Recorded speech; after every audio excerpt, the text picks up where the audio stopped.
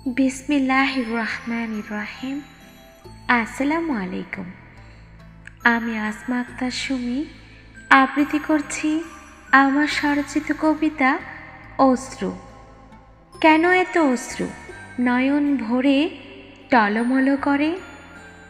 ভোলা যদি যেত যাতনা সবার অগোচরে।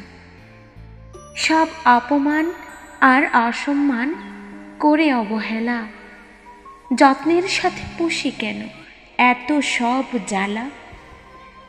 হয়তো থাকতো না কোনো চোখের জল, অশ্রু নামটা পেত না এতটা আস্বাদন।